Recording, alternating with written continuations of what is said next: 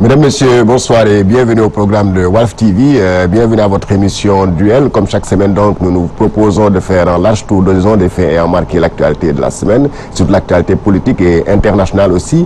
Au menu donc de ce numéro, nous allons évoquer le dialogue politique qui s'est déroulé le mardi passé, qui a été convoqué par le ministre de l'Intérieur, un dialogue, certains le qualifient de politique, d'autres parlent tout simplement de concertation autour du fichier électoral. Alors le fait marquant de ces dialogues-là, c'est qu'il y a une bonne partie, en tout cas de l'opposition, qui a boycotté, qui a préféré mettre sur pied ce qu'ils ont appelé un front électoral, plutôt que, selon eux, d'aller écouter le ministre de l'Intérieur, disant tout simplement qu'il s'il s'agit de dialoguer politique, ils préfèrent avoir en face d'eux le président de la République. Alors, est-ce qu'on a eu droit mardi dernier à un dialogue de sourds ou tout simplement à une concertation autour du fichier électoral?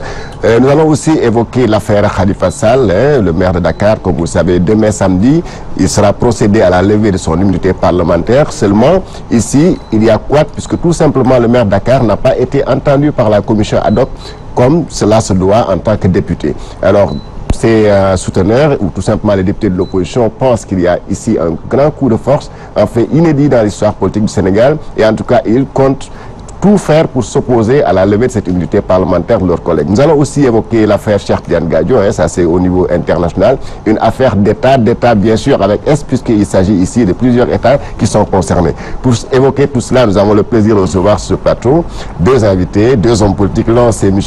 Mamadou Dieng, il est le président du mouvement Arc-en-Ciel, membre donc de l'opposition. M. Dieng, bonsoir. Bonsoir, Georges. Avec vous, sur ce plateau, nous avons aussi le plaisir de recevoir M. Habib Ndaw, il est membre donc du mouvement, membre du mouvement Domou Réumi, donc membre de la mouvance présidentielle Benno Bokk Yakaar. Bonsoir. Bonsoir, Georges. Alors, je vais commencer avec vous, M. Dieng. Est-ce que vous étiez convoqué à ce dialogue? Êtes-vous parti répondre à la convocation du ministre de l'Intérieur? Merci, Georges. Je dois d'abord commencer par vous remercier de cette invitation. Inviter toute la production de Walfadjri et à la tête de laquelle nous avons notre ami et frère Sid Lamine Niasse. Je remercier vraiment, parce que nous permet quand même de communiquer sur les questions importantes du pays. Je salue mon contradicteur, M. Habib Ndaw, de Domou Réumi. Et je pense que c'est la seconde fois que nous échangeons dans cette émission débat. Et je lui dis tout de suite que c'est avec plaisir que je le retrouve. Je salue toutes les personnes qui me connaissent évidemment, et avec une mention particulière pour mes amis et frères de Arc-en-Ciel Thiès. Je leur passe un petit bonjour. Bon, ceci étant, effectivement, nous avons actuellement comme actualité le dialogue politique, dialogue national ou concertation, c'est selon. Mais en tout état de cause, il s'agit d'entrevues, de rencontres initiées par le pouvoir. Donc on est sorti d'élections, les élections législatives passées, beaucoup de choses se sont passées. Nous avons contesté les élections, nous avons trouvé que le scrutin n'était pas régulier, il n'était pas sincère. Donc nous n'avons pas reconnu les résultats. En tout cas, le jour de la Tabaski, le président a dit, bon, nous allons dialoguer. C'est la deuxième fois qu'on nous convoque à un dialogue. Il y a eu un premier dialogue, mais qui a été plutôt un fiasco. Parce que, d'abord, ce n'étaient pas les acteurs politiques qui étaient concernés, en tout cas convoqués, mais c'était toutes les franges de la population. On est parti, on a vu les grandes extrémités. Alors, je pense que c'est à la suite de certaines déceptions que d'aucuns ont considéré qu'il ne fallait plus répondre à un dialogue convoqué par le président Macky Sall. Nous, pour le premier dialogue, nous étions contre, mais puisque nous sommes des alliés du PDS, nous étions fâchés pour le PDS parce que Karim Wade était en prison. Aux finances catholiques, c'est ça. Et c'est une excellente chose dans la mesure où on est en train de discuter de dialogue. On est dans la semaine de dialogue pour montrer l'importance du dialogue et l'importance du dialogue continu. Mais comme les Américains disent, là aussi je convoque votre anglicisme parce que vous êtes professeur d'anglais en même temps. You cannot negotiate on suspicious ground. C'est-à-dire que vous ne pouvez pas dialoguer sur des bases suspectes, en suspectant votre interlocuteur. Monsieur le Président de la République a pris l'initiative à la Tabaski de dire j'ouvre mes portes, j'ouvre mon cœur, j'ouvre ma poitrine pour un dialogue, qu'on mette sur la table l'essentiel des problèmes qui peuvent faire avancer la nation. Mais il faut comprendre cet appel du président Macky Sall. Il ne veut pas qu'on dialogue sur le dos des populations, que les hommes politiques, que nous les hommes politiques, que nous dialoguons sur le dos des populations. Il veut un dialogue inclusif, c'est-à-dire toutes les forces vives. Parce que il y a beaucoup de chantiers, il y a beaucoup de problèmes, beaucoup de défis à relever. Il est tout à fait concevable que tout le monde soit associé à ce dialogue. Il a été mal compris une première fois quand il a appelé au dialogue le 28 mai. Le 28 mai 2016. Oui. Ça, c'est un dialogue national, c'est les fondamentaux, c'est les prémices d'un dialogue national. Mais ce qui s'est passé quand on a convoqué... mardi dernier, le 21 novembre. 21 novembre, il ne s'agissait pas d'un dialogue. Parce que nulle part, c'est un abus de langage, sur les lettres d'invitation, ni sur les TDR, et M. Mamadou Dieng ne va pas me démentir, de l'arc-en-ciel, et je salue votre position d'aller vers la rencontre, les rencontres entre les partis politiques. Posez vos desiderata, montrez votre position sur les affaires de la nation, pas uniquement sur le processus électoral, mais en fait l'objectif de cette rencontre, de cette messe organisée sous l'égide du ministère de l'Intérieur, c'était pour mieux requérir et essayer de mettre en musique l'ensemble des problèmes, des solutions pour éviter les problèmes qu'on a vus lors des législatives de 2017. Alors, fort de cela, je ne peux pas comprendre qu'une frange de l'opposition refuse de participer à une rencontre où ils auront l'occasion d'exprimer leur inquiétude, leur mécontentement, leur grief à l'encontre de celui de l'État du Sénégal qui organise qui va organiser la prochaine élection, qui est l'élection présidentielle de 2019. Dans l'histoire politique du Sénégal, il y a toujours eu des dialogues au lendemain des élections. Cette fois-ci, le peuple veut le dialogue. Monsieur le Président de la République veut le dialogue. Maintenant, s'il y a des rencontres préalables au dialogue, parce que ces rencontres-là, c'est pour affiner, corriger les imperfections, les tares dans le processus électoral. Non pas attendre juste le dernier jour et dire, mais écoutez, les pièces d'identité ne sont pas sorties, etc. Tous les couacs qui ont été notés, qui n'entachent à rien la sincérité du scrutin, parce que ce n'était pas fait à dessein dans le but de... C'est une organisation humaine, dans le but d'éliminer tel ou tel groupe politique. C'était fait selon les règles de l'art, mais il y a eu tout d'un coup un nombre important, on parle de 5 millions, on parle de 6 millions d'inscrits, et l'organisation qui avait été mise en place n'avait pas prévu, malgré les prévisions les plus optimistes, n'avait pas prévu un nombre si important de cartes à produire, d'électeurs à inscrire, de matériel à mettre. J'ai vu les termes de référence. Nous nous sommes réunis, nous, coalition Domi Réumi, nous avons reçu les TDR, on nous a demandé nos points focaux, et aucunement, je n'ai pas lu le mot dialogue, ni dans les termes de référence, d'abord ni dans la lettre d'invitation, ni encore moins dans les termes de référence. On appelle l'opposition à venir étudier les termes de référence, faire des amendements, etc. Et je salue vraiment l'arc-en-ciel Thiès qui a accepté de venir autour d'une table. Voilà. Bon, je ne suis pas d'abord arc-en-ciel Thiès, je suis arc-en-ciel national. Mais Thiès est la base. D'accord, merci. Parce qu'en toute chose, il faut une base. D'accord. Mais maintenant, M. Dieng, allez-y d'abord. Pardon, ça dit je relève parce que M. Ndao Habib fait exprès, ou je ne sais pas, une confusion extraordinaire, une confusion sémantique entre dialogue, concertation entrevue, rencontre. C'était quoi pour vous? Vous-même, quand vous venez ouvrir cette émission, la thématique, vous avez parlé de dialogue national. Donc, ce mot est sûrement sorti de quelque part. Mais ce n'est pas grave. Le contenant n'est pas important, c'est le contenu qui est important. Nous, on n'a rien demandé. Vous avez dit que vos élections ont été sincères et régulières. Ok. Nous, on a dit que les élections n'ont pas été sincères, n'ont pas été régulières. Parce que les élections, ce n'est pas l'acte d'élection, le vote le jour du vote. C'est un processus qui est entaché depuis le code électoral que vous avez révisé de manière non consensuelle. Vous avez touché au fichier électoral, le stock mort, vous l'avez modifié, mais on ne sait pas ce qu'il y a là-dedans. Le rôle de l'organisme de gestion de l'audiovisuel, le CNRA, il y a eu des partis pris flagrants. Il y a ces cartes d'identité que vous semblez minimiser, mais qui nous ont coûté 60 milliards. Si les Sénégalais peuvent sortir 60 milliards pour une simple opération de renouvellement de cartes d'identité, et qu'il y ait autant de problèmes, c'est qu'il y a quand même de quoi désespérer de ce pays.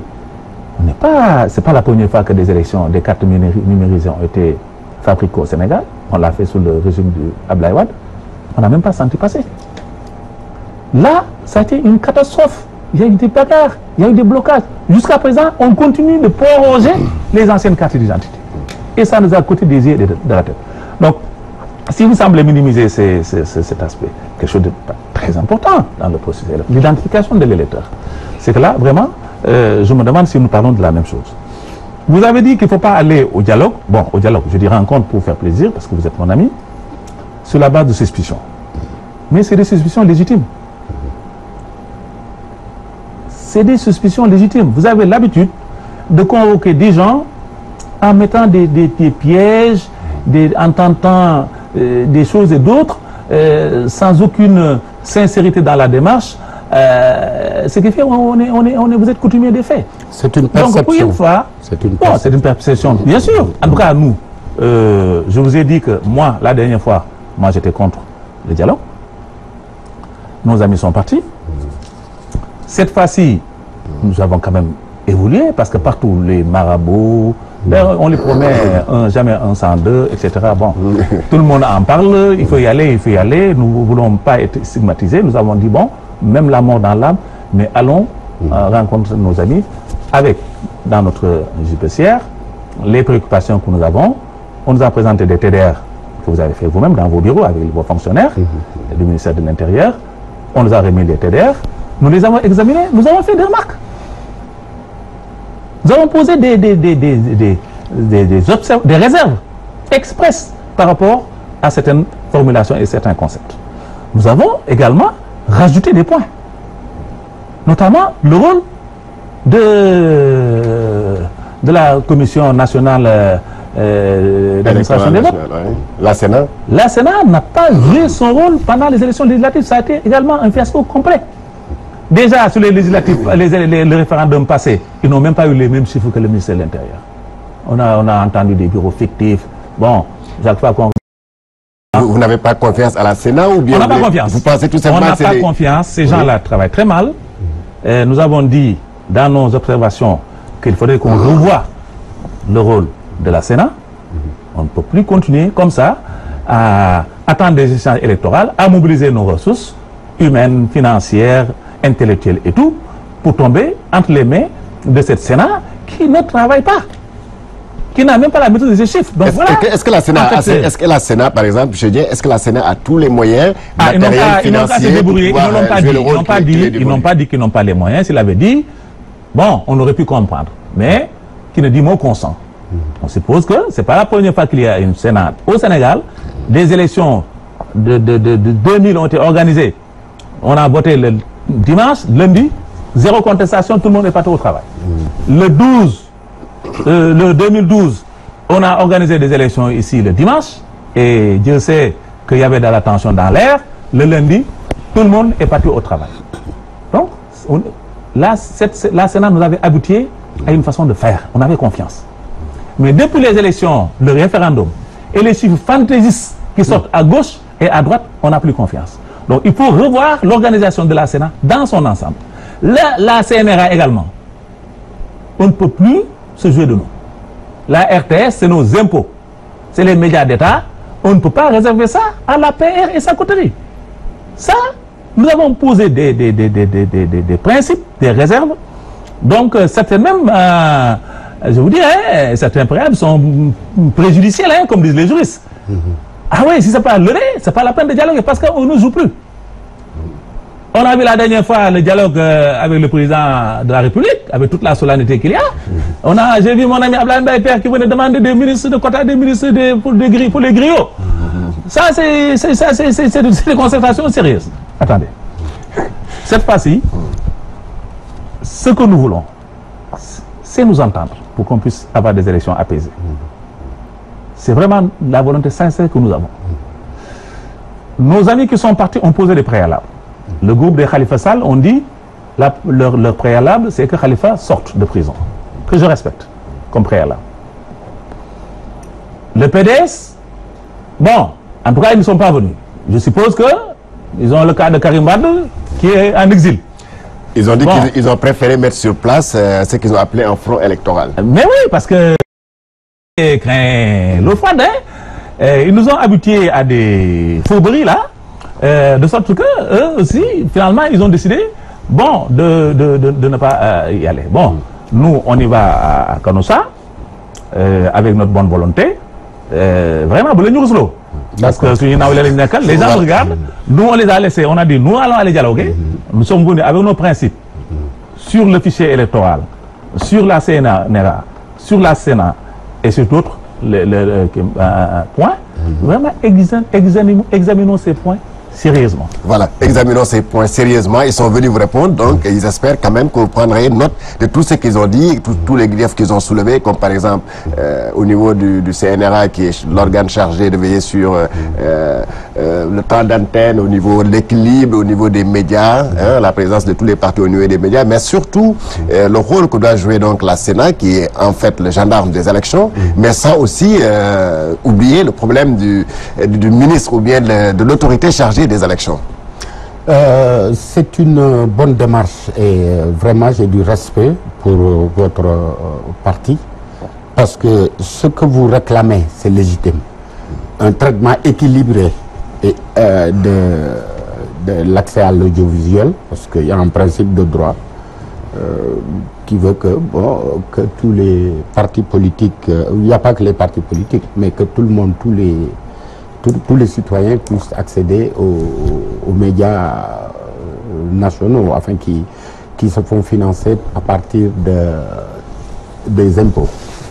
C'est tout à fait légitime et je vous rejoins et je suis sûr que ça fait partie des points où vous aurez une convergence de vues avec la mouvance présidentielle.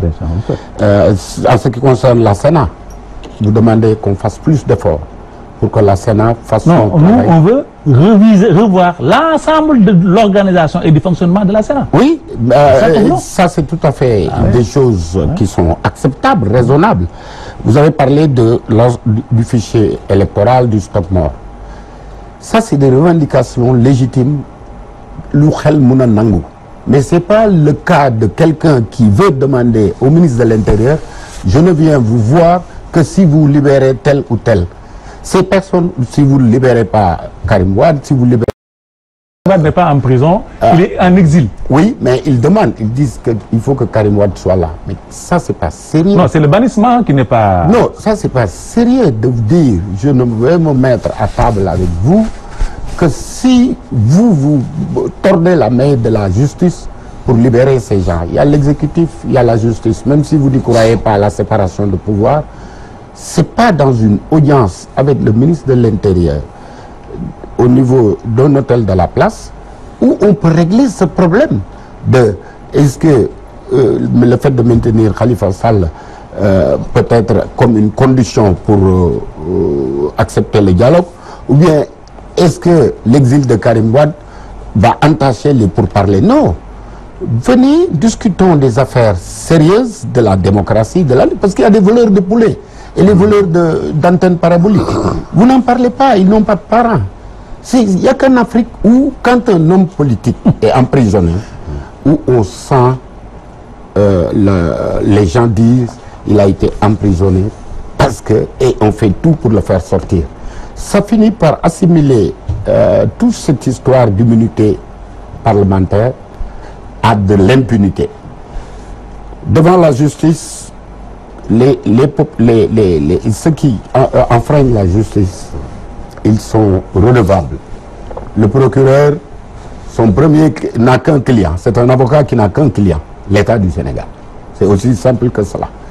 Alors, dans ce cas d'espèce, on risque de se retrouver parce que ce que vous demandez comme étant préalable, ou vous ne l'avez pas posé comme préalable, comme étant sujet de discussion solide, moi je partage votre avis, mon point de vue, et nous, à Domi Réumi, nous partageons ce point de vue, les différents aspects que vous avez soulignés.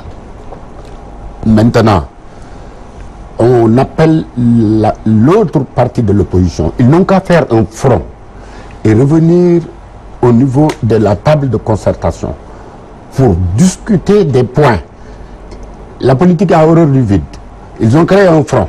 Ce front peut identifier les goulots d'étranglement et les solutions pour avancer et pour faire avancer le pays.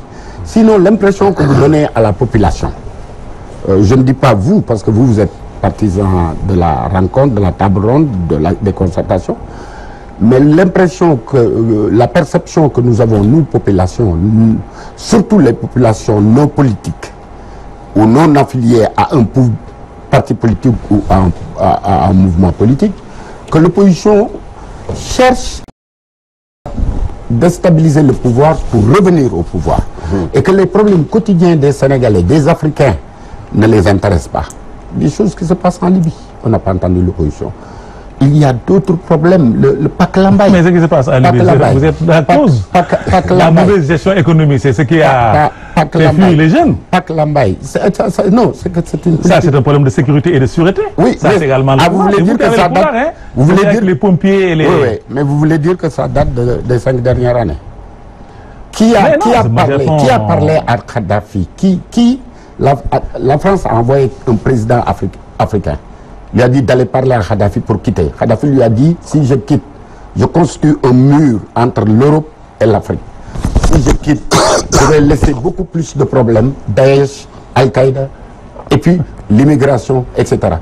Quel est le monsieur, je ne prononce pas son nom parce que vous le connaissez, qui a pris son bâton de pèlerin et qui est allé voir Kadhafi pour lui dire, écoutez, il faut que vous quittiez le pouvoir. Cette histoire de Djamayaria, etc. Qui a trahi son ami? Je ne sais pas le dire. Ça, c'est un autre débat. Mais il a des questions précises. Ça, c'est un autre débat. Voilà, plus compliqué. Donc, vous faites comme si vous étiez présent. Oui. Non, mais ce que moi je retiens, c'est que l'amitié aussi, quelque part, c'est ça que ça sert. Ces gens ne sont pas... Ils ont déplacé un arsenal militaire incroyable. Ça, c'est l'amitié? Le fait de venir dire à Kadhafi de partir? Attendez, je termine. Ils avaient déployé une armada militaire incroyable dans les côtes libyennes. Ce n'était pas pour aller prendre du thé et retourner. Oui, ça c'est vrai. Quelqu'un qui te dit que si tu persistes, ils vont détruire ton pays, ils vont te tuer. Il y a eu le cas de Saddam Hussein. Je crois que ça a été un conseil, peut-être si c'était suivi et bien géré. Il aurait pu organiser. Pourquoi il n'a pas fait le contraire? C'est la parole, si vous voulez. Pourquoi continuer. C'est pas l'objet du débat, mais je voulais seulement vous dire. Pourquoi le président n'est pas allé voir les Européens en leur disant, écoutez. Je ne sais pas, moi je suis pas dans le. J'essaie d'analyser la situation politique, ma compréhension des choses. J'ai dit, il y a eu l'antécédent Saddam Hussein. Finalement, on a vu comment ça s'est terminé. De temps en temps, il faut savoir jeter l'éponge. Et c'est peut-être ce qui a compris Yahya Jammeh. Quand l'Alpha-Jet a survolé en rase le palais, il a compris Tiakan Faré et il a appelé son ami Abdallah de Mauritanie et Alpha Condé pour qu'ils viennent arranger une sortie et c'est bien pour tout le monde. Je pense que si on avait fait comme ça, on n'en serait pas aujourd'hui. Voilà. Mais c'est une situation que je dénonce. Rapidement, M. Dian, oui. C'est une situation que je dénonce. Ce qui se passe là-bas, moi, c'est pas cet angle, il fallait que je reprenne parce que vous me prenez pour le défenseur de Wade. Il faut que j'assume ma mission. Mais moi, en parlant de la Libye, moi, ce que je pensais que j'allais faire, dire, c'est la situation d'esclavage qui vit là-bas et nos armées ont le fusil à terre. Et c'est ça, moi, qui me choque. Ça aurait été des juifs sales, seraient aujourd'hui pour aller libérer les esclaves juifs qui sont en Libye. Nous, on est partout. Vous allez failli nous amener au Yémen. Mais nos fils, qui sont réduits en esclavage quelque part à Benghazi, c'est pas votre problème. C'est ça où j'ai le problème. Attendez. Il y a une confusion, c'est pas de l'esclavage. Si vous voulez faire le débat tout seul, il y a eu on va y aller. Mais moi, non, c'est ça, parce que vous écoutez quand même, il faut qu'on avance. Bon, justement, M. Dia, il faut qu'on avance parce que le temps nous est compté. Il nous reste donc quelques minutes. Nous avons donc évoqué l'affaire Khalifa Sall. Ce samedi donc, il sera procédé à la levée de son immunité parlementaire. Mais là, ce qu'on retient, M. Habib Ndao, c'est que la commission ad hoc, ou bien en tout cas le groupe de la majorité, table rase de l'audition du député Khalifa Sall par la commission ad hoc. Moi, je suis très mal à l'aise pour parler de l'affaire Khalifa, pas parce que j'ai pris sur la caisse d'avance. Je n'ai jamais eu l'occasion d'être en tête-à-tête avec lui. Je le connais du temps où Djibo était président de la Fédération des étudiants UPS. Mais ça me fait mal, il est en prison pour des faits de détournement au niveau de la caisse d'avance. Pour des faits bien précis. C'est pas la peine d'ailleurs pour que je commence à m'étaler trop longtemps là-dessus. Il y a une procédure parlementaire qui est la levée de son immunité, qui n'a rien à voir avec la procédure pénale, judiciaire, pardon, et qui sont liés mais différents. Liés parce que le procureur ne peut rien faire, ne peut pas avancer sans demander la levée de l'immunité. Maintenant, on est dans le domaine du droit. Chaque personne a une position là-dessus selon ses connaissances juridiques. Deux avocats pertinents peuvent avoir des points de vue divergents, c'est ce qui est le cas. Ça, c'est dans le cadre de l'interprétation de ce qui est posé comme problématique juridique. Mais, en tout état de cause, la levée de l'immunité parlementaire est une condition sine qua non pour permettre au procureur d'avancer. Et c'est lui qui a demandé à lever. C'est pas les députés, ce ne sont pas les députés qui ont demandé à lever son immunité. C'est monsieur le procureur de la République, comme je vous ai dit, c'est un avocat qui n'a qu'un client, l'État, dans tous les pays pratiquement, et qui a demandé à ce que l'immunité soit levée. La procédure est enclenchée, il y a eu des goulots d'étranglement, mais ça n'empêche pas que ça ira jusqu'à terme. Oui, mais est-ce qu'on peut sauter la procédure a démarré, mais il y a quand même des étapes qu'on semble vouloir sauter, comme l'audition par la commission ad hoc. Tant que c'est les conditions, tout ce qu'exige la loi sera respecté jusqu'à la levée de l'immunité parlementaire. Mais jusque-là, on n'a pas encore entendu Khalifa Sall au niveau de la commission. Oui, mais est-ce que la loi ne prévoit pas un plan B au cas où le mis en cause refuse d'être entendu? C'est ça le problème. C'est-à-dire que je ne suis pas avocat, j'ai des connaissances solides en droit, je ne veux pas m'aventurer sur des questions d'interprétation. Donc, il ne faut pas se prononcer... Non, mais vous aurez la prétention de vouloir expliquer. Mais sachez que... Je n'ai encore rien dit. Oui, mais je vous ai vu à l'attaque. Je sais, je sens les choses venir. J'attends pas que vous tombez sur... Donc, je disais que c'est une question d'interprétation et de position. Parce que je me pose la question de savoir s'il n'est pas entendu, est-ce que la procédure ira jusqu'au bout. Tout ce que je sais, en revanche, c'est que depuis le début de cette affaire Khalifa Sall, de cette affaire Karim Wade, il n'y a pas eu une violation de règles de procédure. Il y a eu deux interprétations différentes. Bon, parce que immunité ne veut pas dire impunité. C'est pas parce que... Le législateur n'a pas prévu l'immunité pour de l'impunité. C'est une question de rang d'un élu du peuple, qu'il soit président de la République, qu'il soit ministre et député. Et les voleurs de portable. Passé. Non, ça c'est autre chose. S'ils sont députés, s'ils sont élus, ils bénéficient de l'immunité. Oui. Tant qu'ils sont députés, si, en tout cas, on est dans un pays normal, même s'ils ont volé des poulets, on attendra la fin du mandat parce que le mandat aura un terme pour l'entendre. Ça s'est passé dans d'autres pays, hein. On n'invente rien, immunité. C'est le droit aussi français, quelque part, qu'on a plus ou moins copié. Donc, on n'invente rien. Le cas Khalifa, on est dans une situation ubiesque qui n'existe qu'au Sénégal. Le droit que provoque des situations. La preuve, ils ont des problèmes. Parce que quand ils ont arrêté Khalifa, dans les conditions que nous savons, Ndiaye Dollé. Il a été élu député. Et on devait immédiatement le libérer. Si on l'avait fait, aujourd'hui ce problème de commission ne serait pas posé. Parce qu'il serait libre. On lui dit, bon, écoutez, vous, on vous a pris pour des faits, nanana. Maintenant, vous êtes élu député, vous bénéficiez du régime de l'immunité parlementaire. On laisse Khalifa. On installe l'Assemblée, il rejoint ses collègues députés. On installe la commission ad hoc. Ils ont la majorité, ça c'est déjà passé. Parce que M. Savagnas a fait quelque chose du temps du régime libéral. Je crois qu'il a eu des problèmes d'accusation, machin. Les gens ont tenté de lever l'immunité. Ils ont siégé. Donc là, ils ne peuvent rien, ils ont la majorité. C'est automatique. Ça. Vous semblez dire que la majorité est tombée dans son propre piège? Ils sont tombés, non, peut-être aussi de compétences, parce qu'ils ne savent pas. Oulala. Parce que comme ils ont de très gros sabots, ils ne prennent pas le temps de réfléchir. Ils ont pris Khalifa et ils l'ont mis en prison. Khalifa était député, on l'a dit, attention, il est député, il faut le libérer. Maintenant, vous enclenchez une autre procédure et peut-être le remettre en prison. Comme vous voulez le remettre en prison pour ne pas qu'il soit un concurrent direct de votre futur candidat en 2018, c'est ça l'enjeu. Khaf, il constitue un danger pour le candidat. C'est dans votre esprit que ça se passe. Qu'est-ce qui vous prouve qu'il constitue un danger? Vous lisez la boule de... Non, moi je demande. Est-ce que vous lisez dans la boule, dans les boules de cristal? Est-ce que vous avez des dons de divination? Alors, maintenant, au lieu de le laisser qu'il vienne député comme tout le monde, ils installent la commission ad hoc, comme dans la situation où on est, on le convoque, il vient, il lève l'immunité, parce qu'ils ont la majorité, c'est automatique. Comme ça, il est à la disposition du procureur. Ils ne l'ont pas fait. Comme ils sont habitués à des coups de force, ils ont dit non, tu restes en prison. La procédure est enclenchée.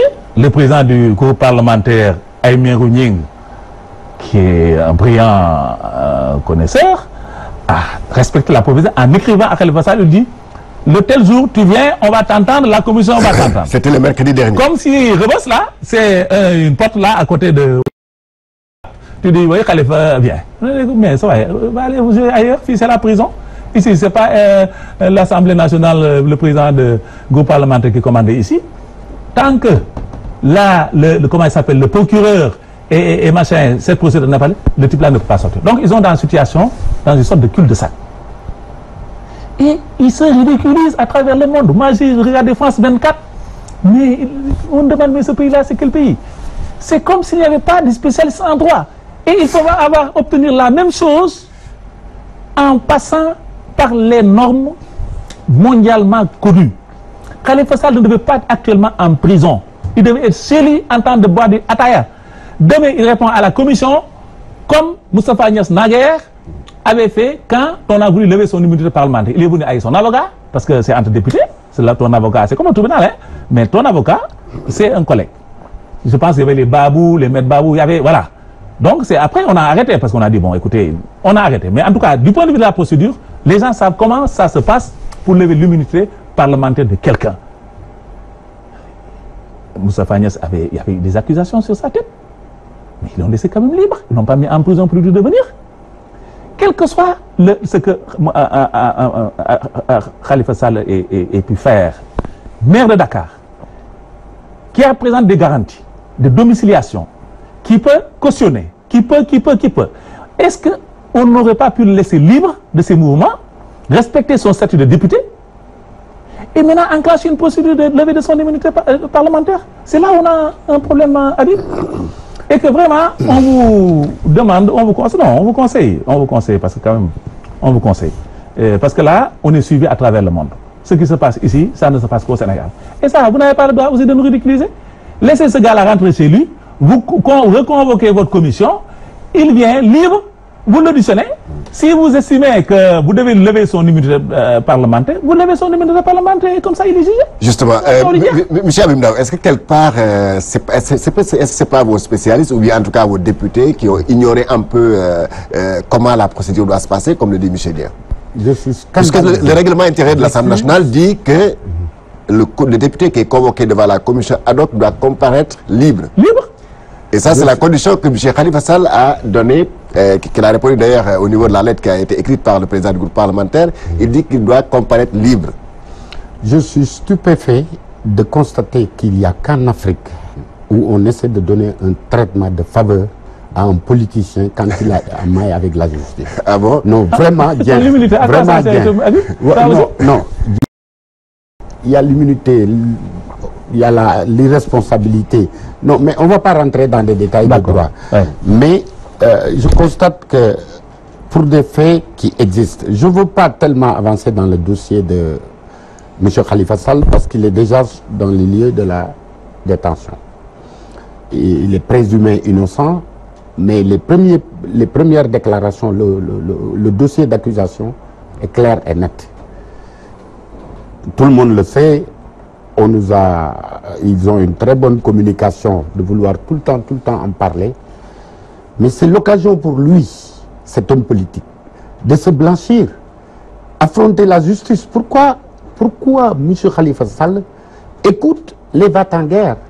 Il a l'occasion, pour une fois, étant donné qu'il a des ambitions présidentielles, comme vous le lui donnez, à travers votre démonstration, comme quoi il nous fait peur, parce que c'est un candidat potentiel.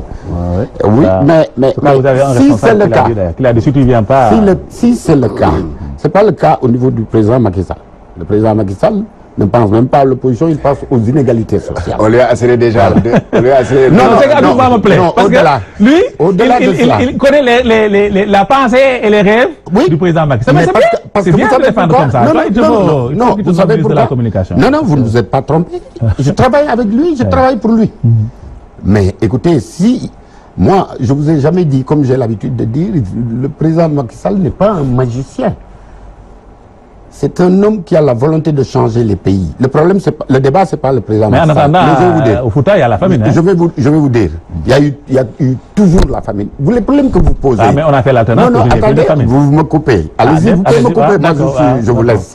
Oui, vous avez la parole. De me couper, ça ne me gêne pas. Parce que je suis à l'aise. Le problème, tous les problèmes que vous soulevez au niveau de l'opposition, le président Macky Sall les attaque et essaie d'y apporter les solutions les meilleures pour les populations. Donc, à ce niveau, je n'ai pas, si vous dites qu'il y a la famine au Fouta, ça ne me dérange pas. Parce que si on avait croisé les bras, ou si on était omnibulé par la mise en place de notre fils comme remplaçant, ou bien tripotuer la Constitution, là d'accord. Mais nous, on attaque... Mais qui a fait ça? Je ne sais pas, mais nous, on attaque, le président Macky Sall attaque les problèmes. Son souci, c'est qu'il empêche, quand il se rase le matin, il pense aux inégalités sociales. Comment trouver une solution? Ça vous rappelle Sarkozy, là. Oui, Monsieur le Président, quand vous rasez le matin, est-ce que vous pensez à la présidence? Voilà. Quand il se rase le matin, il pense aux inégalités sociales. Comment je vais faire pour trouver une solution à ce problème lancinant? C'est quelqu'un qui affronte les problèmes. C'est ça qui le différencie de tous les chefs d'État qu'on a eu.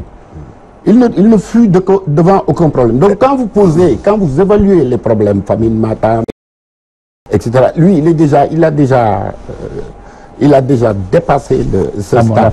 Oui, mais finalement, bon, d'accord, vous dites qu'il a dépassé le problème de la famine, oui. Mais finalement, est-ce que le problème Khalifa Sall n'est pas une patate chaude entre les mains de la majorité? C'est pas une patate chaude, parce que vous savez pourquoi? Si vous n'avez rien fait, vous n'êtes pas inquiété. Il y a des hommes politiques très virulents au niveau de l'opposition.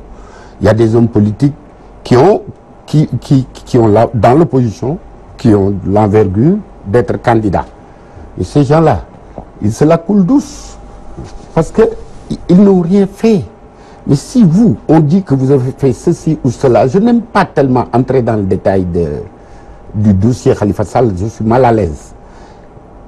Mais si on vous accuse au-delà de la caisse d'avance, et la caisse d'avance, je l'ai donnée à des individus, à des dignitaires, je ne peux pas donner le nom. Ça, juridiquement, ça n'a pas de valeur. Ça a une valeur morale. Vous ne voulez pas dire qu'à tel magistrat, ou à tel chef religieux, ou à tel homme politique, je lui ai donné cela. Mais juridiquement, si vous avez pris sur la caisse d'avance, même si ça se fait depuis longtemps, et mieux encore, facteur aggravant, si vous voulez diriger ce pays, de grâce, que c'est valable pour vous, pour moi, nous, hommes politiques, si demain on veut diriger ce pays, on doit lever notre main, nos deux mains, et dire qu'on n'a rien à se reprocher. Ah oui. Parce que le président Macky Sall l'a fait le président Abdoulaye Wade l'a fait sous Macky Sall. Quand il a amené le président Macky Sall à la police pour qu'on vérifie s'il y avait blanchiment d'argent C'est légitime. Fillon, c'était pareil. DSK, c'était pareil. Vous voulez conduire les destinées d'une nation. Soit la personne qui est au perchoir à ce moment, ou les concurrents, ils vont tout faire pour sortir des dossiers sur vous. Ils l'ont essayé avec le président Macky Sall, ils lui ont donné un cutus. Et quand ils lui ont donné un cutus, les Sénégalais, dans leur majorité, ils ont voté pour lui. Moi, c'est tout ce que je peux dire de cette affaire. Voilà. Monsieur Dieng, est-ce que vous pensez qu'on ne va pas vers un blocage au niveau de ce dossier-là, puisque l'audition, comme le dit M. Ndao, il pense peut-être qu'il y a peut-être des issues de secours pour, en tout cas, amener demain samedi Khalifa Sall devant l'Assemblée nationale. M. Ndao, visiblement, n'est pas à l'aise dans ce dossier. D'ailleurs, il fait des digressions pour aller dire que oui, le président, quand il sera... Parce qu'il est né au Mekken prison. Mais en attendant, lui, il est en prison. Et je suis dit qu'il ne sortira pas de là-bas. Il ne sortira qu'après 2019. Donc vous avez d'excellents dons de divination. C'est un concurrent politique. Au départ, on lui a dit, oui, si tu ne viens pas à la paire, machin. Oui, les archives sont là. À la paire, il est responsable au Parti socialiste. Alors, donc, ces gens-là, ils savent ce qu'ils font. Heureusement. Et ils ne font pas cas. Moi, ce que je le reproche, c'est ça. C'est-à-dire, au moins, on met les formes. Mais moi, je dois aller voler chez M. Ndao, mais je n'attends pas midi pour venir avec mes sabots sonner pour aller voler. C'est pas comme la nuit, je regarde s'il dort. Comme ils mettent les formes. Non, nous, on est transparent. C'est-à-dire, ces gens-là, ils sont tellement diaïdolés. C'est-à-dire, c'est l'éléphant qui casse tout. Non, nous, on est transparent. Ils auraient pu, quand les résultats, la Cour d'appel a déclaré Khalifa Sall définitivement député, ils savent ce que c'est que l'immunité parlementaire. Ce qu'il dit là, c'est pas de vol de poulet. Hein. Ça, même le président de la République de France, quand ils ont reproché l'histoire de la mairie de Paris, ils ont attendu qu'il finisse, que l'immunité sorte pour qu'on le convoque, un ancien président et un vieillard. Mais c'est la loi. Dure est la loi, mais la loi est la loi. Ils auraient pu attendre à l'espace de 1 mois, 2 mois, et même accélérer la procédure, libérer Khalifa, parce que c'est ce que dit la loi, il est devenu député, le reconvoquer et mettre en place la commission. Ils ont la majorité, élever l'immunité parlementaire et le mettre en prison, parce que de toute façon, coûte que coûte, c'est Julli Rère et Rère Julli, Rère Moum Mouch. Non, mais c'est la vérité. Khalifa, il sait qu'il n'est pas loin de sortir de prison. Et ces partisans qui occupent le terrain, c'est ça que moi je leur conseille. Parce que ces gens-là ne comprennent que les pôles de force. Tant qu'ils sont dans leur salon en train de mettre le cravate là, le papillon, Khalifa ne sortira pas de là. Nos amis là, nous on les connaît. Ils ne connaissent que les pôles de force. Donc, Khalifa est parti pour rester très longtemps en prison. Ça on sait. Mais moi, ce que je vous reproche, c'est la forme, l'élégance dans la démarche. Le Sénégal est reconnu comme un grand pays de droit. Le droit, c'est les procédures. On n'invente rien. Mais c'est des interprétations différentes. Vous ne pouvez pas venir, oui, vraiment, la caisse d'avance, il n'est pas le seul, mais vraiment, je ne souhaite personne à la prison, alors que lui, il est en prison et machin. Et les députés se préoccupent de Gadio. Ah non. Qui est... Non, il y en a quand même des députés qui ont dit que c'est un parlementaire, ne serait-ce que se prononcer sur le principe. Quand même, il y a la presse, il y a la coupure de presse. Oui, mais voilà. Donc, vous voulez dire? Oui, voilà, donc nous allons évoquer donc le dernier passage. Donc, la transition est toute trouvée pour parler de l'affaire Cheikh Tidiane Gadio, l'ancien ministre des Affaires étrangères, qui a donc maille à partir avec la justice américaine. Alors, une affaire qui est un peu gênante, il l'a même dit tout à l'heure. Hein. Et quelle est votre position par rapport à cette affaire-là, M. Ndao?